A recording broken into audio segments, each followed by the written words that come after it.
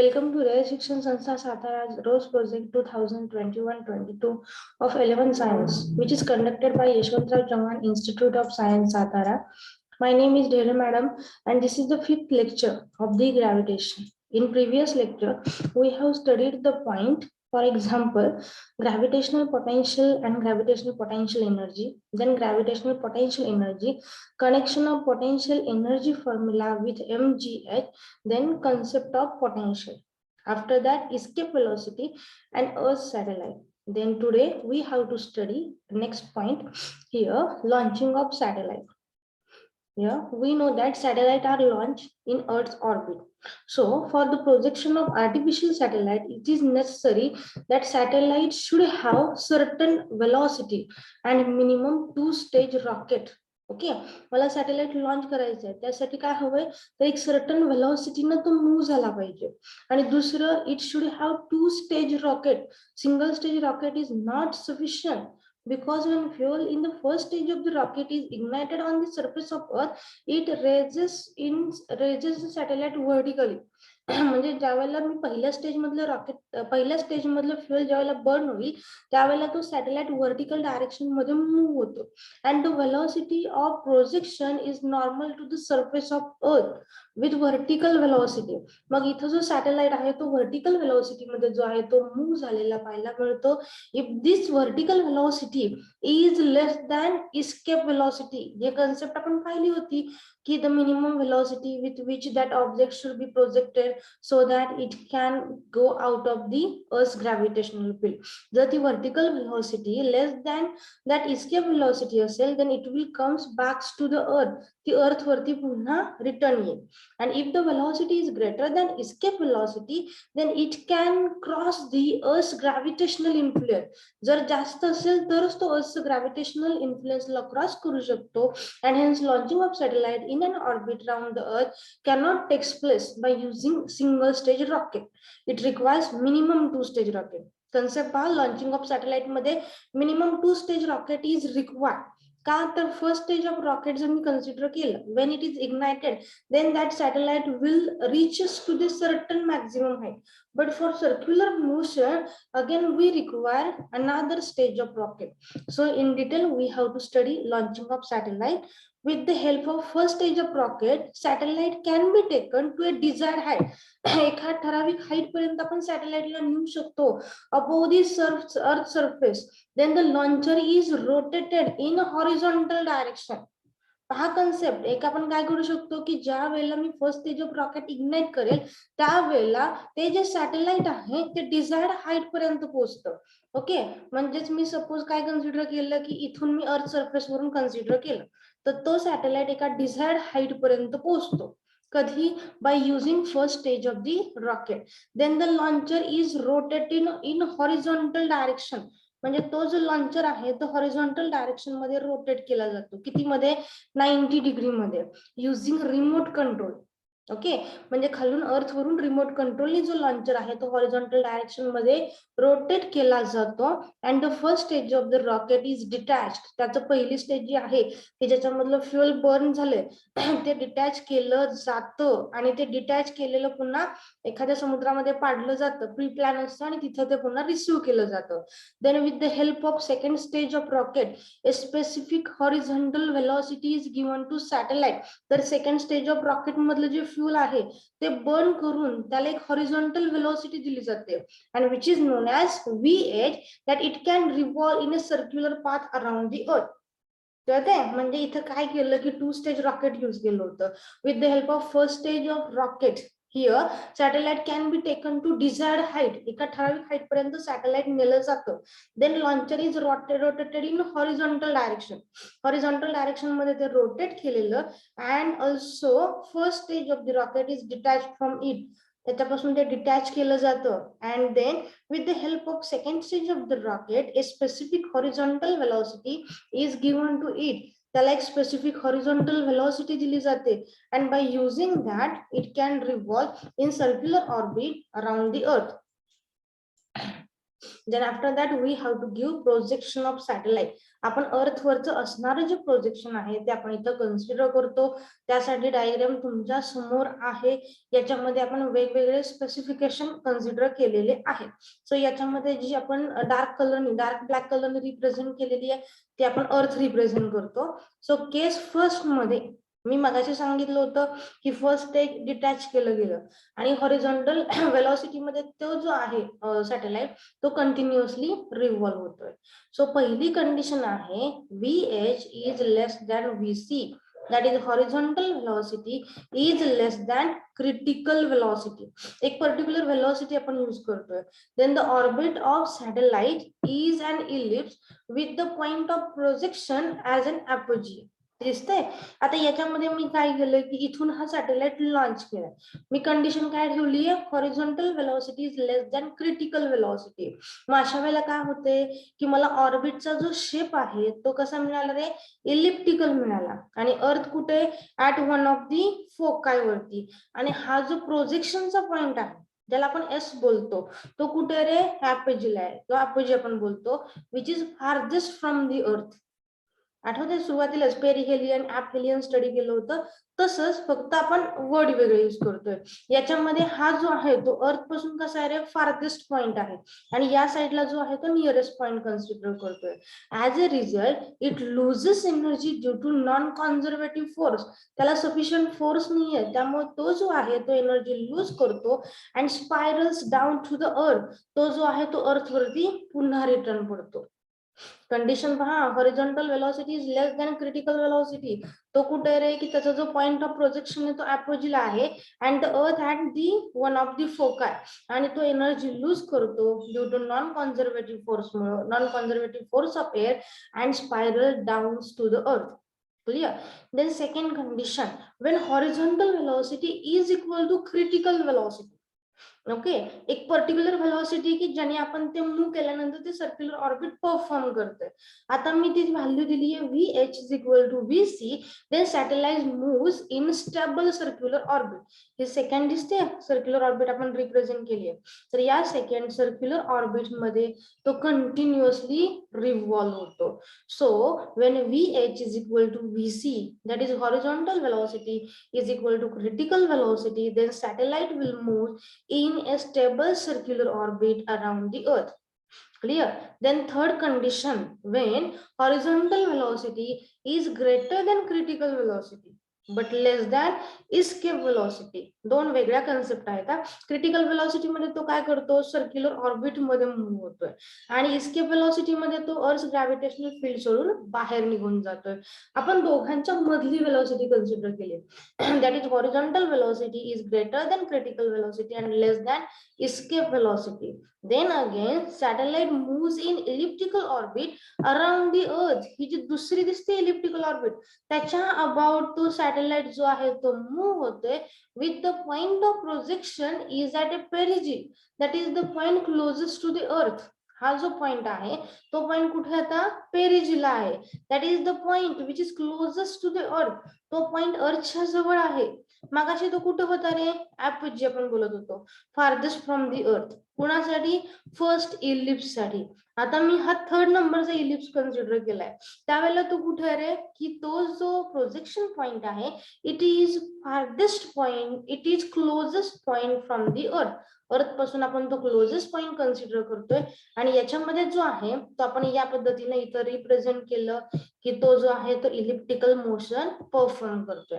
आता जशी आपण 3 कंडिशन स्टडी केली तशीच मला फोर्थ कंडिशन स्टडी करायची. आता VH is equal to VE, that is horizontal velocity is equal to escape velocity. ज्या वेळेला इस्केप वेलॉसिटी एवढी वेलॉसिटी असेल then satellite will travel along parabolic path. दिसतोय हा जो आहे 4 नंबरचा पाथ आहे तो कसा रिप्रेझेंट केलाय, पॅराबोलिक पाथने रिप्रेझेंट केलाय and never returns to the point of projection. तो पॅराबोलिक पाथ परफॉर्म करतोय आणि तो परफॉर्म केल्यानंतर तो त्याच्या प्रोजेक्शन पॉइंटला येत नाही and its speed will be 0 at infinity. इन्फिनिटीला त्याची स्पीडची व्हॅल्यू किती असते 0 असते.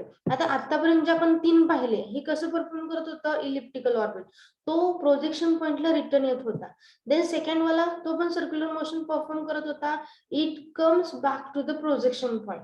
And third also comes back to the projection point, पण हा जो फोर्थ नंबर आहे it move along a parabolic path and never returns to the point of projection. तो प्रोजेक्शनच्या पॉइंटला रिटर्न येत नाही.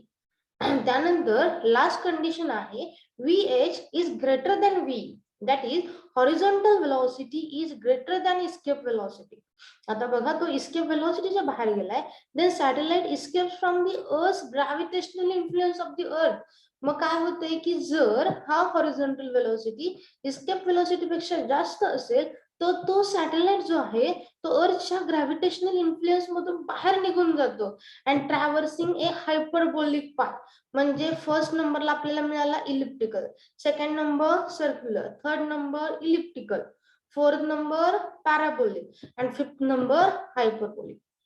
देन मगाशी आपण क्रिटिकल वेलोसिटी कन्सेप्ट यूज केली, the exact horizontal velocity of projection that must be given to a satellite at a certain height. मी काय केलं रे, फर्स्ट स्टेजमुळे एका सर्टन हाईटला मी तो सॅटेलाइट नेला, त्याच्यानंतर त्याला हॉरिझॉन्टल वेलोसिटी ऑफ प्रोजेक्शन देतोय so that it can revolve in a circular orbit around the earth is called as critical velocity or orbital velocity. हा पुन्हा एकदा काय सांगितलं, the exact horizontal velocity of projection, त्या प्रोजेक्शनची असणारी एक्झॅक्ट हॉरिझॉन्टल वेलोसिटी आहे that must be given to a satellite. त्या सॅटेलाइटला आपल्याला ती वेलोसिटी द्यायची आहे ऍट अ सर्टन हाईट, एका ठराविक हाईटला गेल्यानंतर आपल्याला ती वेलोसिटी द्यायची आहे so that it can revolve in circular orbit around the earth. अर्थच्या अराउंड त्यांनी कंटिन्युअस सर्क्युलर मोशन परफॉर्म केली पाहिजे. मगाची 3 नंबरची कंडिशन, 2 नंबरची कंडिशन दिसते ना, तो सर्क्युलर मोशन परफॉर्म करतोय. देन सर्क्युलर मोशन आली म्हणजे कोणतं फोर्स आलं, सेंट्रिपिटल फोर्स आलं. So the centripetal force which is necessary for the circular motion of satellite is provided by gravitational force. त्याला सर्क्युलर मोशन परफॉर्म करायची आहे म्हणजे कोणतं फोर्स आलं, सेंट्रिपिटल फोर्स. आता सेंट्रिपिटल फोर्स कोण प्रोव्हाइड करणार आहे, ग्रॅव्हिटेशनल फोर्स प्रोव्हाइड करणार आहे. सो आपला फॉर्म्युला सेंट्रिपिटल फोर्सचा कोणता आहे, mv²/r, जनरल फॉर्म्युला. पण इथं क्रिटिकल वेलोसिटी रिप्रेझेंट कशाने केली आहे, vc न रिप्रेझेंट केली आहे. सो mvc²/r इज इक्वल टू, जे ग्रॅव्हिटेशनल फोर्स आहे त्यासाठी फॉर्म्युला काय असतो, gmm divided by r². So mvc²/r is equal to gmm/r². मग सिंपल कॅल्क्युलेशन करायचे, m cancels with m, small r will cancel with 1r and we will get critical velocity vc is equal to √gm/small r. आता याच्यामध्ये r small r म्हणजे distance काय आहे, distance between centre of earth and the point object. त्या दोघांमध्ये असणारा मी distance इथं consider केलं. त्यानंतर हा जो स्मॉल r आहे त्यासाठी मला काय करायचे, √gm/r+h कन्सिडर केलं, कारण स्मॉल r ची व्हॅल्यू किती असते, r+h असते. आता त्याच्यानंतर ऍक्सलरेशन ड्यू टू ग्रॅव्हिटी, त्यासाठी आपण एक फॉर्म्युला स्टडी केला होता. तो काय होता रे, small g is equal to gm/r². आता मी कोणासाठी काढलं, हाईट h साठी, म्हणजे मी काय दिलं पाहिजे, gh is equal to gm/r+h bracket square.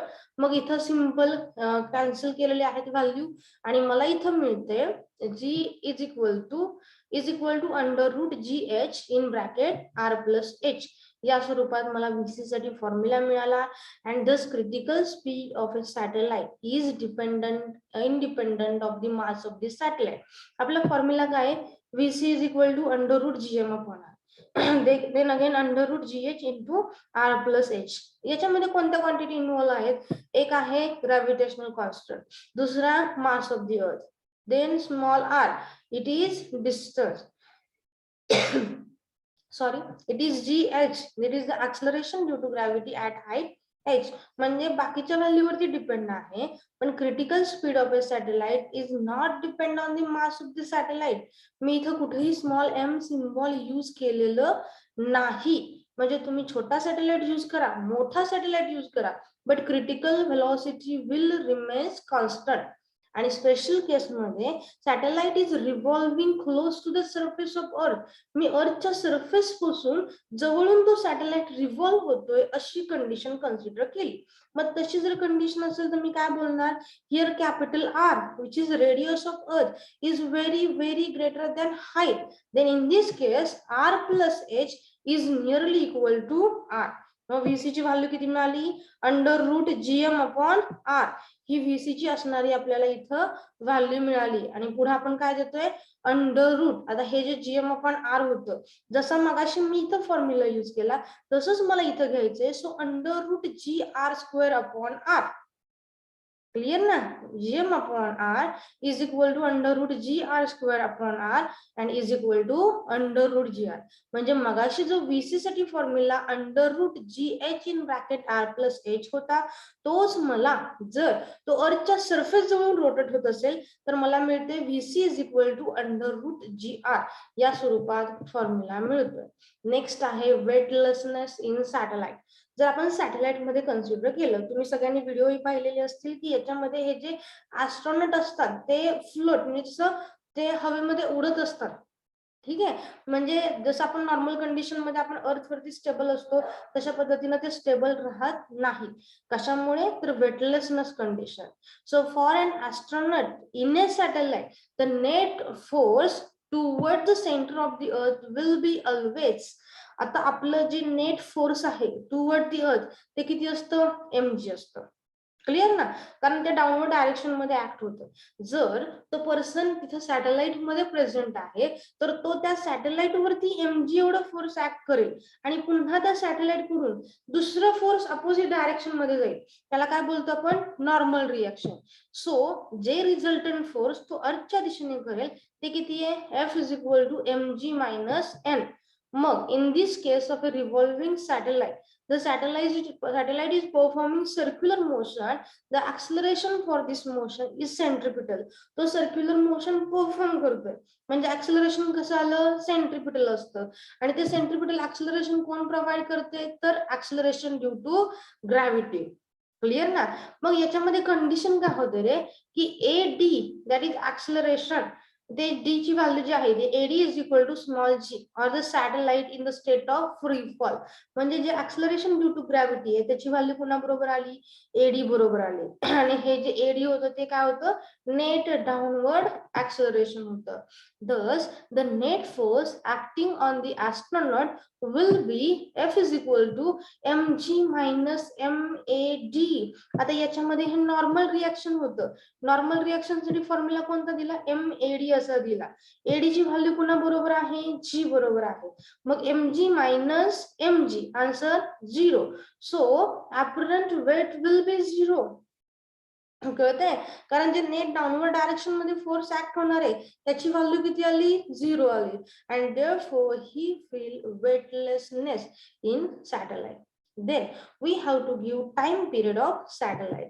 So the time taken by satellite to complete one revolution around the earth is called as time period.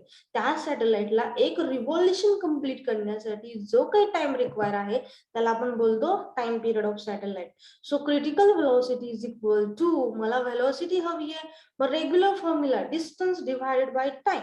त्यांनी एका रिव्हॉल्युशन मध्ये जे काही डिस्टन्स कव्हर केले त्याला आपण काय बोलतो, circumference of the orbit. So critical velocity is equal to circumference of the orbit divided by time period. Okay, आता तो सर्क्युलर मोशन परफॉर्म करताना त्याची व्हेलॉसिटी किती आहे, क्रिटिकल व्हेलॉसिटी एवढी आहे. So VC is equal to twice by R upon capital T. त्यानंतर VC चा फॉर्म्युला आपण मागाशीच काढलाय, under root GM upon R. Then again T square is equal to, मी हा VC चा जो फॉर्म्युला आहे under root GM upon R तो इथं पुट करते, बोथ साइडला मी स्क्वेअर घेते आणि कॅल्क्युलेशन केल्यानंतर आन्सर मिळते T square is equal to 4 pi square R cube divided by GM. या स्वरूपात मला T स्क्वेअरचं असणारं इक्वेशन मिळालं.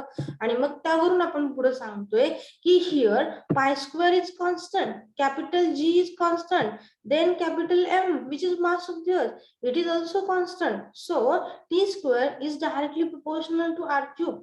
म्हणजेच the square of period of revolution of planet, period of revolution of satellite is directly proportional to cube of the radius of the orbit. Kepler's second law of motion जो आपण प्लॅनेटच्या बाबतीमध्ये study केला होता तसाच मला सॅटेलाइटच्या बाबतीमध्ये मिळाला. म्हणजेच माझं स्टेटमेंट काय आहे, the square of period of revolution of satellite is directly proportional to cube of the radius of the orbit. या स्वरूपात आपण ते कन्सिडर केलं. आता त्यावरून मी इक्वेशन लिहिलं, capital T is equal to twice pi. मगाच इक्वेशन आहे, फक्त स्मॉल आर जो होता त्याच्याऐवजी आपण काय घेतलं, कॅपिटल आर प्लस एच घेतलं. So T is equal to twice pi under root R plus H bracket cube upon GM, आज GM is equal to G H into R plus H bracket square. G GM ची regular value आपण त्याच्यामध्ये put केली. ती कशावरून काढली, तर GH चा फॉर्म्युला त्यावरून आपण काढली. मग कॅल्क्युलेशन केल्यानंतर इथं आपण जीएम ची व्हॅल्यू पुट केली, GH into R plus H bracket square. मग दोन्ही कॅन्सल होतील, R plus H bracket square कुणाबरोबर कॅन्सल होईल, यातले R plus H bracket square बरोबर. आणि मला फॉर्म्युला मिळेल T is equal to twice pi under root R upon GH. time period of satellite is given by formula t is equal to twice pi under root r upon gh, where small r is the distance of satellite from the center of earth and gh is the acceleration due to gravity at height h. Okay, then special case मध्ये study करतोय, when satellite is revolving close to the surface of the earth, अर्थच्या surface पासून खूप जवळून तो satellite जो आहे तो रिव्हॉल्व होतोय. In this case R plus H is nearly equal to capital R. जो स्मॉल आर आहे त्याची व्हॅल्यू काय आहे, आर प्लस एच, ती व्हॅल्यू कुणा बरोबर आहे, कॅपिटल आर बरोबर आहे. And G H is equal to small G, कारण हाईट कमी आहे, जी एच ची व्हॅल्यू आपण स्मॉल जी घेतली. And hence the period of revolution is, मग तो पिरियड देताना सिम्पली काय केलं, T is equal to twice pi as it is. हा जो स्मॉल आर आहे त्यालाच आपण काय बोलतो, कॅपिटल आर प्लस एच बोलतो. तो कुणा बरोबर आला, कॅपिटल आर बरोबर. सो मी अंडर रूट आर घेतलं. त्याच्यानंतर g h that is the acceleration due to gravity at height h. Height कमी आहे, ती व्हॅल्यू कोणा बरोबर घेतली, जी बरोबर घेतली. So formula becomes T is equal to twice pi under root R upon g is equal to 85 minutes approximately. आठवते polar satellite study केले होते, त्याचा टाइम पिरियड किती होता, 85 minutes. Then binding energy of an orbiting satellite, हा जो orbit करणारा satellite आहे त्याची आपल्याला बाइंडिंग एनर्जी स्टडी करायची. बघा statement, the minimum energy required by a satellite to escape from earth gravitational influence is the binding energy of the satellite. Binding energy, बघा, the minimum energy required by a satellite to escape from Earth's gravitational influence. पृथ्वीचा जो gravitational influence आहे त्याच्यामधून त्या सॅटेलाइटला बाहेर निघून जायचंय, आणि ते बाहेर निघून जाण्यासाठी जी काय एनर्जी रिक्वायर आहे त्याला आपण काय बोलतोय, बाइंडिंग एनर्जी बोलतोय. मग त्यासाठी आपण आधी सॅटेलाइटची कायनेटिक एनर्जी देऊया, ज्यासाठी फॉर्म्युला आहे kinetic energy of satellite is equal to 1/2 mvc square is equal to 1/2 gmm upon R. या स्वरूपात मी फॉर्म्युला दिला. म्हणजे कायनेटिक एनर्जी दिली 1/2 mvc स्क्वेअर, त्याची व्हॅल्यू दिली 1/2 gmmr. या स्वरूपात आपण त्याची व्हॅल्यू दिली. आता पोटेन्शियल एनर्जी ऑफ सॅटेलाइट, ही जी सेकंड व्हॅल्यू आहे ती आपण पोटेन्शियल एनर्जी घेतली.